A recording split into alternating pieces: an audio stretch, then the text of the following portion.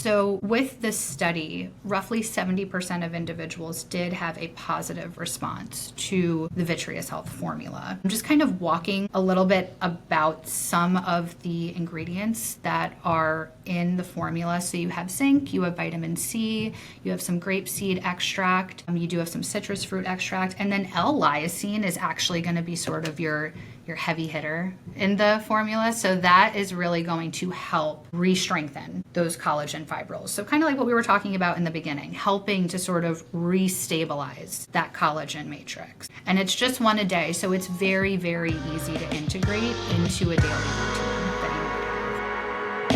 Hello and welcome to the Chris Wolfe Podcast on iCode Media. Today, Aaron and I, so I guess this is the Aaron Warner Show and the Chris Wolfe Show. Today, Aaron Warner and I are back in Michigan. We are talking to Claire Brinkman. We're going to talk about Vitreous Health specifically and really kind of dive into the sort of understanding that we have trying to help patients who have this very common symptom, understand the evidence behind Vitreous Health, some of our we'll probably talk about just general treatment options. So as always, be sure to subscribe to the podcast, write a review, share it with your friends, and support those who support us. The most common questions I get include, what ophthalmological codes or evaluation and management codes should I use? What ICD-10 codes do I need to bill with this CPT code?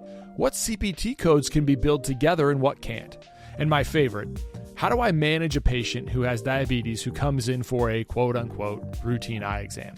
These questions really highlight the confusion and uncertainty that serves as a daunting hurdle for providers, makes it more challenging for them to care for their patients and provide those patients with the best opportunity for a lifetime of ocular health and clear vision.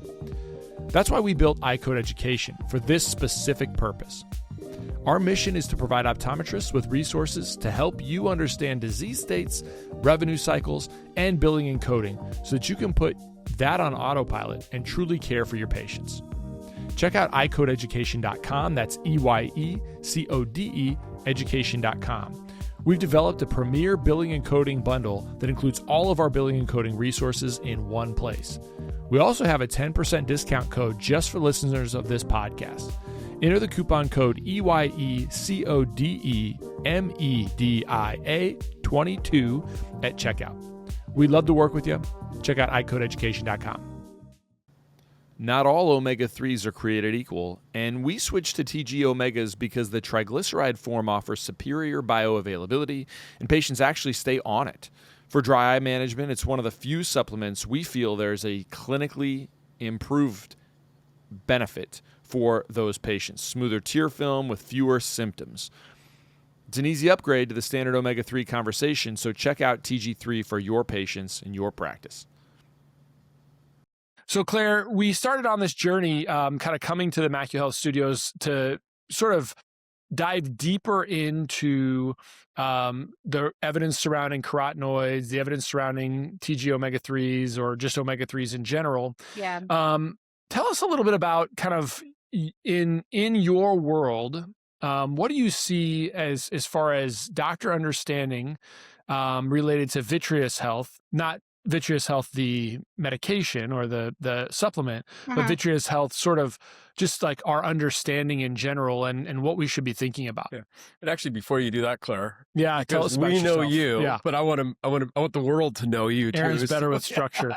Give us an intro as to who Claire is. And by the way, if you're only listening to this and not watching the YouTube, her background is just fantastic. Yeah, I'm jealous. Claire, you know how background to just envy. set up the scene here. So good job. Well, thank you. So I guess a little bit of background for me. So actually, this coming year is going to be going into my 9th year of being with MacuHealth. So it's almost a decade of my life that I have been really integrated into working with the doctors one-on-one, kind of seeing the patient journey throughout those 10 years with different products that we come out with. When I first started, we just had regular MacuHealth. That was our flagship product.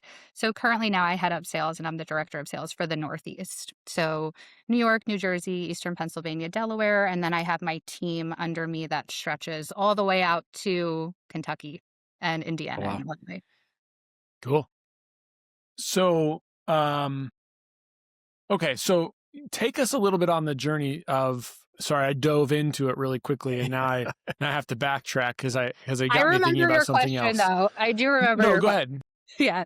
So, I mean, I think kind of the easiest answer to that is having the doctors, be comfortable with understanding that as time goes on, solutions will become present. Everything advances in life. Technology advances, science advances, nutraceuticals advance. Obviously, we've seen that so many times over with the formulations that we kind of have integrated into practices. But I think sort of the age old joke was always kind of tell your patients to like name your floaters because you're living with them now. And the reality is that there is actually a solution and an evidence-based solution to be confident to offer to your patients for an all-natural, non-invasive option. Yeah, which I think is interesting because I'll be honest, I was on board with I'm on board with all the products, but with nutraceuticals coming out, omega-3s, MagHealth, the carotenoids, all made sense. When Vitreous Health came out, it was, let's pump the brakes. Yeah. This is a little bit more provocative than everything that I'm aware of. And so I am excited to explore the conversation, but I think it's important to just look at where I was at one point. I think the majority of our colleagues is still in that, hey, name your floater, right? Let's have some fun with it. Right.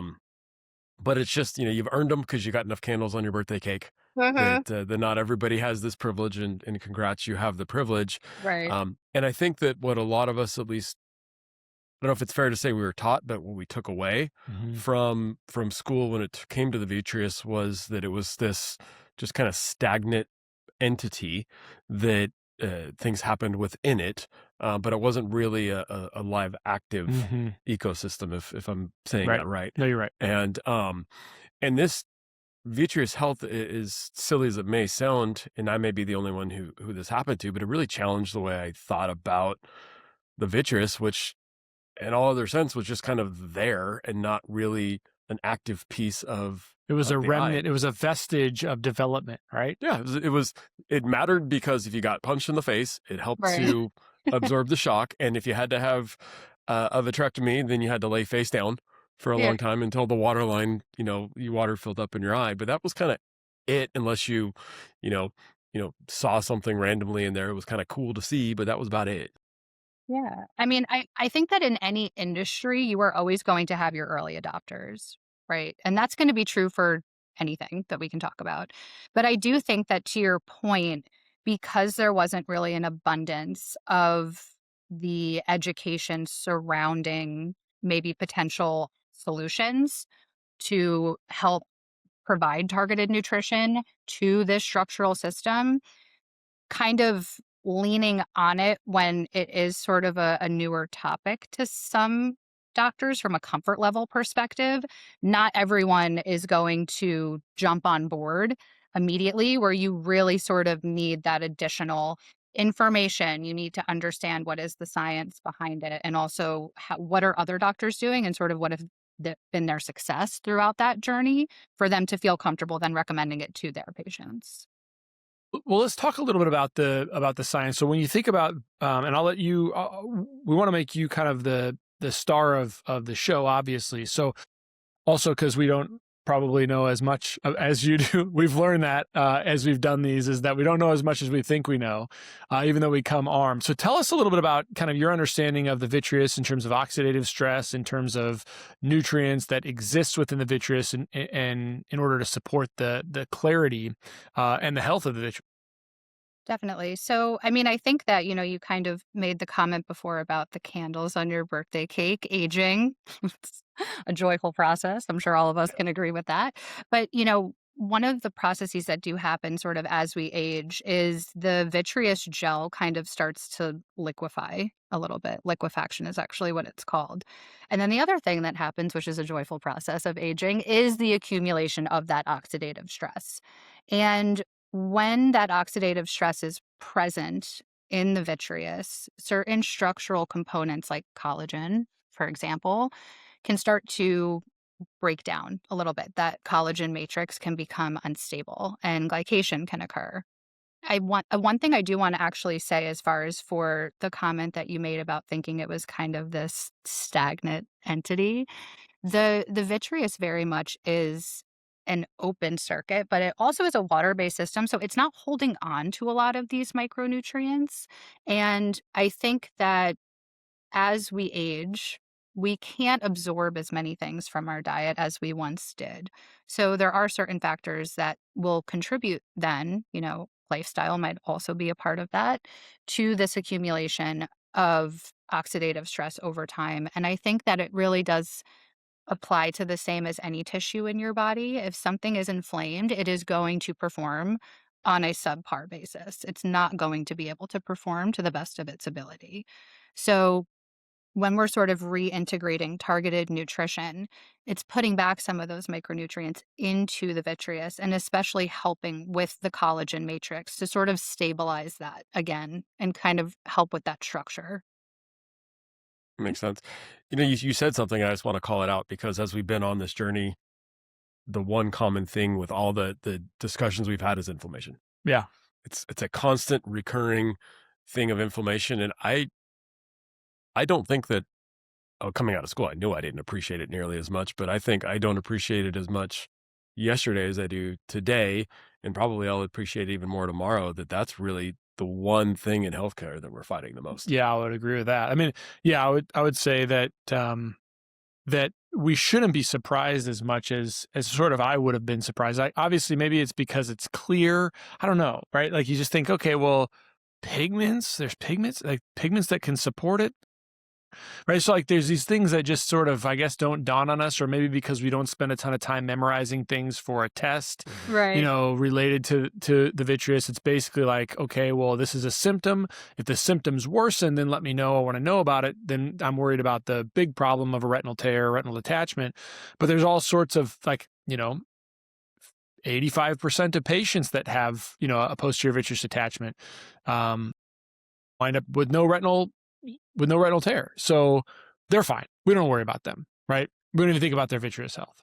Yeah. I mean, I think also, too, that I think that in today's day and age, inflammation is a very hot topic buzzword. So most patients are also concerned about finding ways to kind of mitigate that inflammation that might be happening. And in the age of, Dr. Facebook and Professor GPT, I think that patients are actually a lot more keyed in to certain things. And that's really where the intervention and the conversation from the doctor is so important, because anybody can become an Instagram influencer and promote something, but is it valid? Is it safe? And is the efficacy there?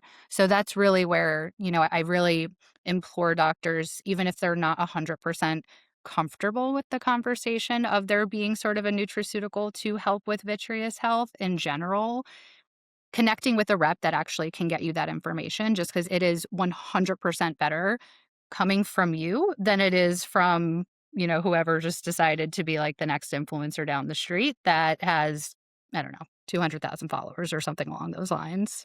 So interesting. I mean, the idea of influencers is so interesting, and there's certain products. I mean, over time, and I mean, one of them that's caught fire over the last 5 or 6 years. I don't know why it got glammed onto was sort of. It's not to say that high frequency blue lights don't impact our visual system, but blue blocking glasses Right. have sort of gained this massive following. People will come into the office and they're just like, I bought these glasses that block the blue light at my computer screen. My eyes feel, it's like, well, we used to think that it might have made some difference, but really why your eyes feel that way is because they're strained all day long from converging and accommodating. And that alone will help you feel more comfortable. And, we can have an argument and a discussion about high frequency blue light, whether but if you're just blocking it here, or, there's other things that can lead to poor outcomes with that, right? So I guess my point is that's something that people have just latched onto. Like, I can fix all the problems that come from looking at a computer all day long if I just block the high frequency blue lights. And that probably got perpetuated by some, massive of influencers at Yeah. some point. And maybe it was an easy fix and people thought, hey, I can just get these online because I see them advertised while I'm online all day long. I don't know. It's just very interesting. And your point about interesting as well, influencers is well taken. Well, we're Americans. We want a quick fix. Yeah. Yeah. It's how we're trained. Yeah. But I do want to dive in, Claire, on the influencers because and I'm going to push back a little bit. Sure. I think there's lots of power with the conversation coming from the doctor. I think there's just as much, arguably even more power when my team reinforces what I say. Oh, Because I know how much the TikToker with the 200,000 whatever followers, what they can do. But I think that it's a full team effort. It's not just has to come from the doctor. I think it has to come from the whole team. Understanding that, because the Vitreous, we could go down the rabbit holes and really dive into it.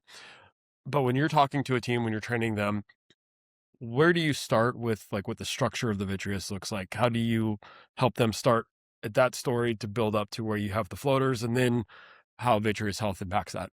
yeah, that's a great question. And I think also too, I definitely agree with you. Any kind of patient experience that they are having within the practice truly is a team effort. And it really is, every single person plays an integral role into the success of whatever that patient experience is going to be. So, I mean, first and foremost, doing an onboarding whenever we have a product or a formula coming into the practice is absolutely essential, just because every single person is going to sort of play their own unique role in it. As far as for the education piece, normally for me, I would always start, we have a really nice flip book that we can use. Marketing has made some really great educational information that we can kind of lean back on and sort of just walk through what the vitreous actually is, explain to them how a floater sort of comes about, how the glycation happens, and then that's casting a shadow on your retina, and then you're seeing that as a floater. So, sort of walking through that entire process, and then also helping them to identify what patients to be looking out for in the practice that would benefit from the formula. So, that's already making their job a little bit easier, because when they see patient A, B, or C coming through the door, they know maybe this is a good person to have this conversation with. So potentially as they're going back into the lane, they would hand a brochure to the patient, say, the doctor might talk to you about this today. We have a really helpful questionnaire, sort of like a floater evaluation questionnaire that we can have patients fill out. Obviously, we would give that to the doctor to be able to integrate that into their flow however they want. And then having whoever is at sort of the checkout would also be an integral role in that, just because they're going to sort of be closing the loop, if you will, and sort of talking about logistics and why they're leaving the practice with 2 bottles of Vitreous Health and not just one. Little things like that. So it would be a little bit of a different educational conversation for the different people in the practice. Let's take a step back and talk about the supplement itself, Vitreous Health, what's in it, why it works, some of the evidence. I've had on the podcast, I had John Nolan when it first came out a couple of years ago. We talked about this.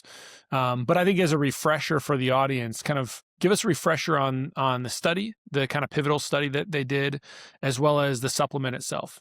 Sure. So I'll start with the study. So the FLIES study was a double-blind placebo-controlled trial. It was 6 months in duration. And this study was really interesting because not only did it sort of utilize subjective measurements, kind of, patient questionnaires and things along those lines, but it also utilized objective metrics as well. And what I mean by that is there was a Heidelberg spectralis that had a wide field lens, and that was outfitted with a specific software that would sort of help to track floater size and the axial positioning. So then over the 6 months, that individuals that were in that active group, you could actually see the decrease in size of these floaters. And so a few different things sort of came out of that trial. So one potentially was the reduced floater size itself, and also kind of the number of floaters or density of those floaters. sort of improved, visual quality of life, just because for a lot of these people, floaters can be really, they're burdensome. They got getting in the way of, them trying to do their daily activities, and then also improve contrast sensitivity as well. So, with this study, roughly 70% of individuals did have a positive response to the Vitreous Health formula.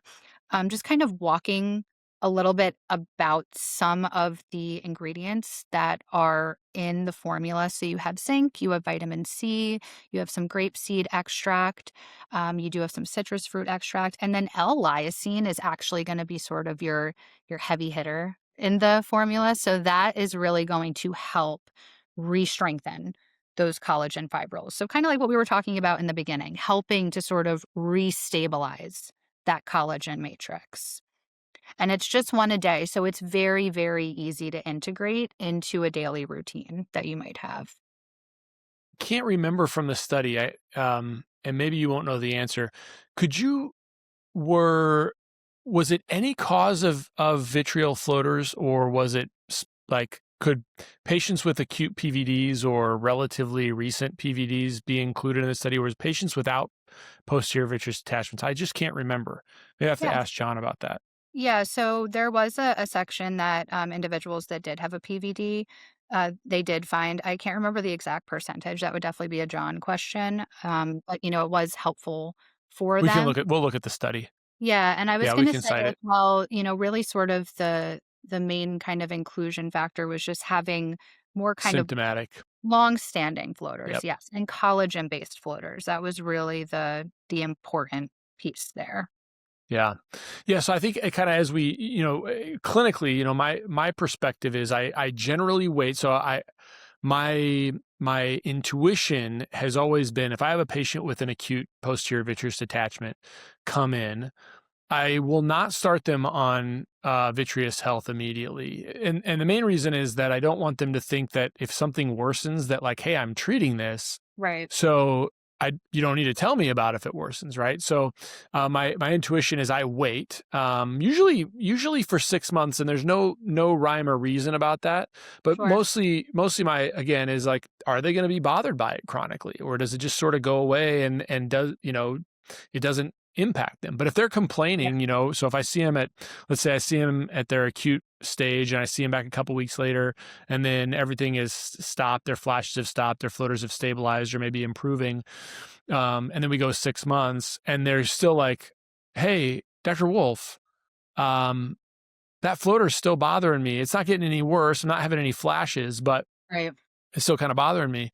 Well, then I'm going to talk to them about it. Is that what you're seeing kind of in your conversations with doctors as well? Yes, and the reason why I was smiling when you were saying that is because I also live right next to Manhattan, so some of the people I deal with are just like a little bit of a different breed. So it's funny because I've had the Nicely complete put. opposite experience Oh, where really? let's say someone comes in with an acute PVD and within, I don't know, 4 or 6 weeks, most of them will kind of sort of stabilize and dissipate on their own, where some of the doctors that I have worked with, they're like, oh no, that's a perfect opportunity for me to start something, because then it really shows that it works. But at that point, like, does it really work? So I actually kind Yeah. of agree with you where, Thanks. if it's something that just happened on Sunday and we're sitting here on a, Thursday, maybe giving it a little bit. But so yes, definitely that for, an agreement That's a on really interesting. So, PVD piece. Because I take Yeah. a different point. So this no, it's let's good. I'd break love to this hear it. apart. Yeah. Presbyopic patients looking for a simple, comfortable daily option often do really well with Clarity One Day multifocals. We've had great success with it because the lens delivers stable vision at all distances and doesn't require complicated fitting strategies. In my practice, it's a reliable choice when we want something straightforward that still provides very good visual quality. If you're ready to stop feeling overwhelmed and start running a safer, more profitable practice, here's the next step. First, book a strategy call with us, Practice Performance Partners. We'll uncover the biggest risks and opportunities in your practice. Then, choose the package that fits your goals. From there, we'll get you launched with confidence, with clear systems, with expert support, and with peace of mind, knowing your practice is protected and set up to grow. Don't wait until something goes wrong. Book your strategy call with us, Practice Performance Partners, today. And I kind of come from a little bit of a psychological aspect, because they're coming in because something just happened that is very concerning, right? I have this new big floater. And those are the individuals, one, that are most motivated to follow up and follow recommendations. Definitely. And two, if I have something that I think is very urgent, right? I saw a flashlight, this big floater now has appeared out of nowhere. I'm worried about losing my vision. And my response as a doctor back to them is, we think everything's fine. Let me see you in a couple weeks to make sure it's still everything fine. And by the way, you may still have some flashes of light, or the floater may get more annoying in that time. I almost feel like I'm brushing them off, and they're going to want to do something. Mhm. And so with my understanding of the study results, one, it's not going to hurt them putting them on Vitreous Health. So No. I'm not hurting them at all. So I've checked off the do no harm. I potentially can increase their outcome and improve their outcome. And if I'm going to wait a month, now I'm another month behind whatever improvement I could have done. So I've got a motivated person who's hyper concerned because of an acute incident, PVD happening. I'm going to help get them on a path that I think is going to help them, but two, I don't want them to go try to do something else because they didn't think they got the help they needed from me. Mm-hmm. Right. If that makes sense. It does. Yeah. I think that finding those patients that are motivated is definitely helpful. Honestly, I think that the other subset that is walking into the practice that most people tend to overlook are your post-cataract patients. And the reason for Post-YAG, is post-cataracts, like, yep. put yourself in their shoes, right? First of all, the floater was probably there, but the cataract was blocking it. So now they have just had a procedure. They come out of this procedure with this whole new expectation of what their visual experience is going to be, kind of this new lease on life. And now they have a floater. They might also be a little bit older. So having a floater get in the way of their daily activities is also something that's going to be very concerning for them or upsetting. So they're emotionally charged as well. And because they did just go through a surgery, having a non-invasive all-natural option is something that would be a lot more appealing to that group. That's great. I think it's, I mean, you're both making compelling points. I think, the cataract, I think, maybe I've been too focused on kind of the chronicity of floaters before I start to do something about it, especially if patients are as impacted as some of the studies say that they are, right? Like we've sort of always blown off floaters as sort of a non-issue. And a symptom that's just kind of something you deal with, as you said. But it can be a big impact on their quality of life or their quality after their cataract surgery, right? Yeah, absolutely. Well, think about dry eye, right? In cataract surgery, because it took a long time for the industry to really accept I'm going to address the dry eye before I send them for cataract surgery, because I want to get the cornea to be and the tear film to be as healthy as possible. So we improve the cataract surgery outcome. I'm wondering now, instead of waiting until post-cataract surgery, if I know we're sending somebody over and they're going to be on Vitreous Health for at least 6 months, why not start them now and get the ball rolling ahead of time? Do you do that? No, but it's interesting. an argument that's kind of made a, again, you're having a motivated patient. Sure. And I don't believe I'm doing something that is getting them to buy a product. That is not the point at all. The point is, if it's something that can be helpful and impactful, and with looking at the study, there was obviously the subjective component and the objective, right? They measured the size of the floater, and I kind of used the analogy of elementary school kids and their socks. You see some kids and their socks are all bunched down in their shoes, and maybe they take their shoe off and there's a hole and their big toes sticking out. And then you've got the other kid that if there's a single wrinkle or a grain of sand in their shoes, they fall apart. So we can't say and project the impact of of this on somebody, right? The smallest, tiniest little floater could be the end of the world, or they could have a giant Weiss ring in front of their vision, and it's almost mirroring what an AMD patient might see, right? And or they're like, worse, I do just fine, or worse. So I think that inserting ourselves into, well, it's not bad enough, like that's not my place. My place is to say, this is what could be happening or what is happening. Here's something that the study shows is very impactful to a large majority of people, right? And there's no downside. I'm not putting you on a medication with side effects. Well, I think the other side of that might be the argument would be, well, the downside is not necessarily a side effect, but the downside might just be a pocketbook issue, Yeah. right? But that again, like we're making judgments for that patient when we do that. I wonder Sometimes if, when yeah. So tell me, you're seeing kind of me and Aaron have this little evolution of sort of our thought processes, and part of this is intentional, just so that we can sort of explore things that we know normal doctors are going through when they have this experience. Do you see this often? Or, I do you do. see this, what we're going through right now, often? Yes, I do. And I always say to my docs, you have to take the me out of treatment. Because at the end of the day, I think a lot of the times what ends up happening is that, and this is for people anywhere, you project your own thoughts onto what you potentially might think will be best for that situation. But to your point with the socks, I mean, you could have. Aaron's great with analogies, by the way. I love that, because you are going to have that one person who is just type B 100%, where like their life is hanging on by a thread and they're just having a great time. And then you have other people where it's, one tiny thing happens and it's a catastrophe. So I think kind of making that assumption for the patient is kind of doing a little bit of a disservice for them, just because they don't know what they don't know. So at least presenting it as an option and, educating on something that's available for them. And then again, this is also where the staff comes in, because then if they leave the room and they have extra questions or they need a little bit more information, having multiple touch points before they leave, then, that's sort of where the staff can kind of step in and help with that. I love that you just said taking the me out of treatment.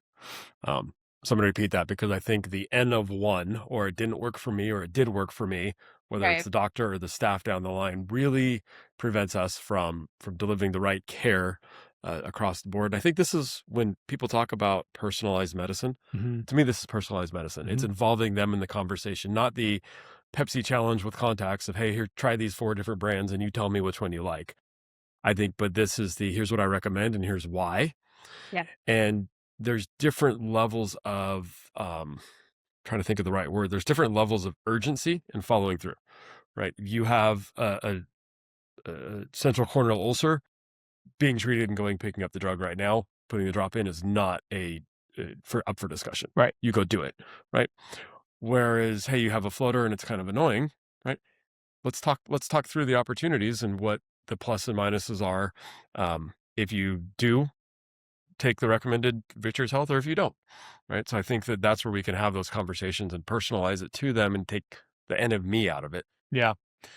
Definitely. I think also too that we live in a day and age where people like personal data metrics. I mean, everyone has a wearable. So, just assuming that someone would not want something that's kind of personalized for them specifically, that's really what the patient experience is all about. And I think everything now is all about the experience. How much value can you add? So making sure you have as many tools in your toolkit as possible, just because every patient might not go for it. You're going to have the ones that complain about their floaters, and then you present them with an option. They're like, oh, well, it's really not that bad. It's just like, okay, great. Well, you just got 2 minutes out of your annual exam back. Then next year, you make a little note. Like you Well, said. that's a whole other topic of like just getting to the next patient. What somebody use that acronym? What, GITP, something like that. Just get to the next patient. Just get to the next patient. We get caught up in that. So, you brought up, you brought up kind of the ideal candidate. So we've talked about a couple of them, right? We've talked about patients with persistent floaters, patients with acute floaters. Maybe it's related to a YAG. Maybe it's related to cataract surgery. In your realm, like, where do you think is the ideal candidate as you're kind of screening through patients, with your understanding? I definitely think those that are complaining about longstanding floaters, they've had them for a while, are probably going to be the patients that will take action, just because it's something that they have lived with for such a long time. So, at the end of the day, you are asking them to try the supplement for 6 months. It's 2 bottles. From a time perspective, especially, this is something that they've been dealing with for decades of their life. It's a relatively short period of time for something that could have a huge impact on their life. And then the post-cataract. I really, really, truly believe that the post-cataract, portion of the practice is there's just a lot of opportunity there, because I also do think that individuals that are a little bit more seasoned, right, as we're going through life, they do tend to Nicely put. take things a little bit more seriously. So they're probably going to listen to your recommendations more so than, maybe a 20-year-old patient that is kind of on that Professor GPT situation. So the study showed that 70% of patients would have an improvement. So I think the N was about 275 people in the study, randomized, placebo-controlled, as you said. 70% of those patients on the supplement were noticing some symptomatic improvement. And I think the size was that it was reduced, the floater size was reduced by about 35%. I may be missing the percentages a bit, but how do you find docs tracking it? Is it just purely subjective? I mean, patient comes back 6 months later. What are they doing that's being successful for them in terms of tracking? Most of the doctors that I have worked with, it's something that they would sort of have an internal, conversation with the patient, where it is a subjective feedback of, is this helpful for you or not? Have you noticed a difference in size? Maybe has it, the density of the floater, has that changed at all? Has it gotten fainter for you? And, I did mention that floater questionnaire that we do have that we can give to doctors. That's really helpful to have as well. And, I think at the end of the day that because there is a 70% group that will have a positive response to this, that's still a really high number. Like, if I had 70% chance of winning the lottery, I'm going to give it a I'm shot. gonna buy, yeah. Yeah. I buy a Absolutely. ticket and I got a lot less chance. Yeah. You know what else is interesting too about the study or the survey or the questionnaire? We use this in dry eye constantly because now you can score it. Yep. And retake it. And then retake Yep. it, and you're retaking it 6 months later. That you're not reliant on the person's memory to go back and remember how things were, because things in the past were always better than they were, or not as bad as they were. Yeah. And Exactly. so it's a very quantitative approach. Claire, you said a couple times now, and I want to again call it out so that people listening pick up on it. You said 2 bottles, 2 bottles, 2 bottles. So the treatment strategy and the prescription is Vitreous Health for 6 months. So I think where practices that I've talked to that haven't done well have said, hey, it's 6 months, but you can start with 1 and then we'll see, right? We cut ourselves short, and it's really important in my mind that the study showed you needed to be on it for 6 months. We've got a policy in the practice that you cannot buy a single bottle.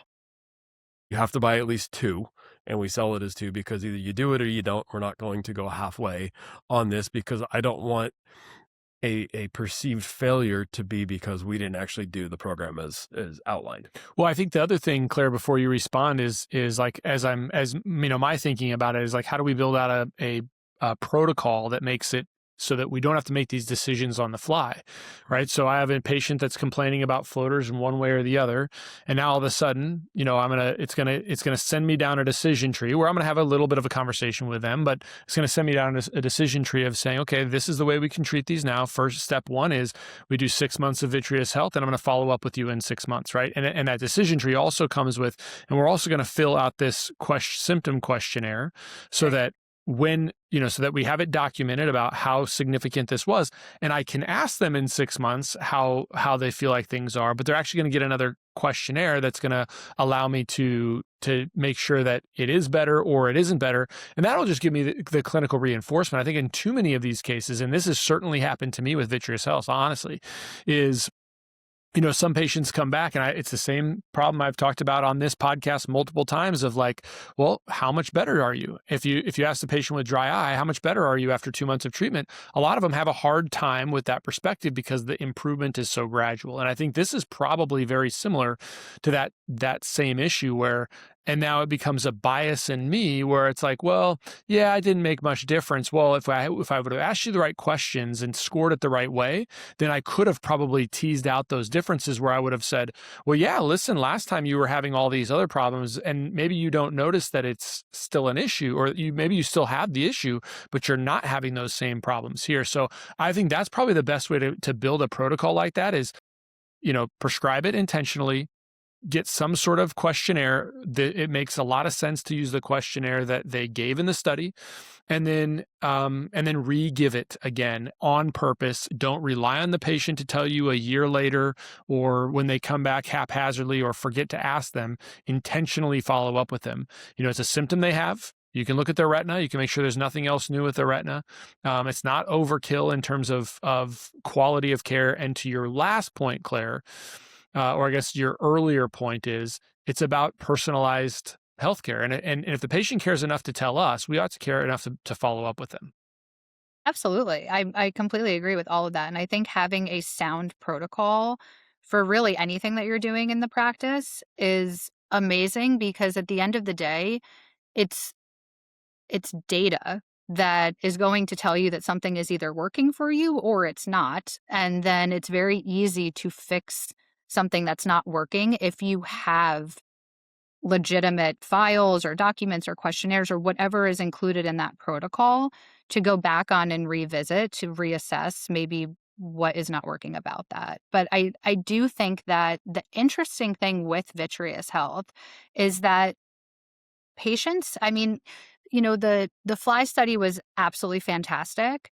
But the other piece of this too is that we have had it out in the States for roughly 3.5 years at this point. And the feedback that we have gotten sort of in real world data has been so interesting. There have been patients that genuinely saw a difference in 1 month. Some people needed 4 months. Some people needed 6 months. Some people reported that the longer that they were on it, the better things got, which then also kind of brings us back to that initial conversation of, are these micronutrients deficient in this tissue? So the longer we are providing targeted nutrition to this tissue, the better it will function over time. But really making sure that someone is leaving the practice with 2 bottles, which would be their 6 months, is definitely essential, because you don't want to sell someone short. We want to give them the best shot at success, because they really, might need that 4th, 5th, 6th month before they're starting to notice a difference, if they're falling into that percentage that will see a positive response for that.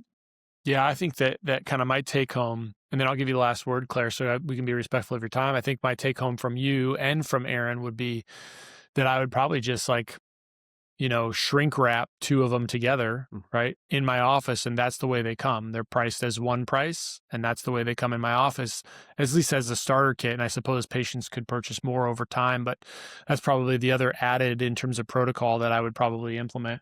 What do you think is the kind of, I want to be respectful of your time, Claire. What's kind of your final thoughts? I think, again, as we do these more, it's like we're sort of unlocking this, I want to have you back on the podcast. Yeah. So I hope we can do that. But to be respectful of your time today, what are your sort of parting thoughts? I think that my parting thoughts would be, when anything new is coming out in the industry, just be curious about it, because there are new things coming out all the time. There's a lot of things that are coming out that have absolutely no basis to them at all. And that's just as important to educate yourself on as the things that are legitimate. But I think that if you're curious about it, and then also kind of just bouncing off of your other peers for what they have found successful, turning something away just because it might initially make you uncomfortable as a doctor is not, what you sort of really signed up for, which is to make your patients' lives better. And sometimes we have to step out of our comfort zones a little bit, but that's where you can kind of lean on the reps to sort of help you and the team with that, so you're not just doing it alone. Awesome. Claire, thanks so much for coming on. We really appreciate you. Thank you, guys. Thank you. You're welcome. So we'll stop the recording and then just hang tight for a second. We also lost our video feed. So I'm not sure what happened, but No, you're good. You're good. It Just was our our other, yeah. You're